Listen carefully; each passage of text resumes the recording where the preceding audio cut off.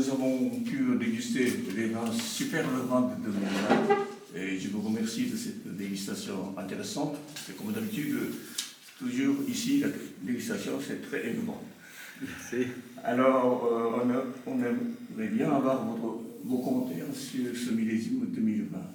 Alors le millésime 2020 a été une année qui était relativement précoce, avec un climat qui était relativement chaud.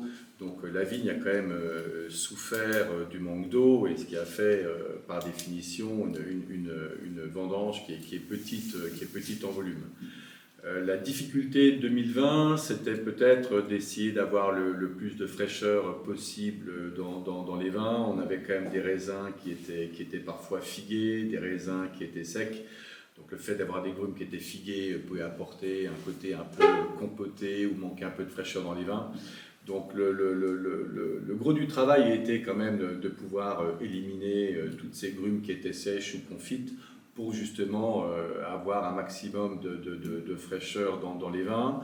Apparemment, vous avez bien réussi. On a fait en sorte effectivement d'avoir des vins qui sont demeurés frais et qui sont frais avec de la tension, ce qui n'était pas toujours très facile en 2020. Et surtout, comme 2020 était une année qui était relativement concentrée, c'était très important de juste extraire ce que souhaitait en fonction du style que l'on souhaite dans ces vins, dans le sens qu'il était très facile de basculer sur des vins qui pouvaient être extrêmement tanniques, carrés, il y avait un fort potentiel d'extraction. Donc on est juste allé prendre ce qu'il nous fallait, on va dire, pour faire des vins qui ont un équilibre et une digestibilité. Voilà, dans les vins qu'on aime bien, les pinots qui sont élégants et qui sont soyeux et qui sont frais. Ils sont très bons déjà maintenant, mais comme vous dites, il y a l'équilibre, donc ça devrait vieillir longtemps sans problème. Voilà, effectivement, je pense comme disait un célèbre viticulteur français que l'on connaît dans le monde, qui s'appelle Henri Jaillet, un bon vin jeune sera un bon vin vieux, un bon vin doit être bon tout le temps. Donc je pense effectivement qu'un vin qui est né avec de la fraîcheur, avec un bel équilibre, utilisera les années suivantes pour se complexifier. Et voilà, et c'est des vins les 2020 vont se garder très très longtemps. Il y a une belle concentration, une belle structure, un bel équilibre. Donc 2020 demeure un très grand millésime. Et d'ailleurs un millésime rare de par la production qui a été faite globalement en Bourgogne en 2020. Nous avons eu une très très bonne impression sur ce millésime. Ça c'est vraiment le style Purmino, je pense. Malgré la chaleur, comme on dit, de 2020, vous avez réussi à sortir de belle fraîcheur.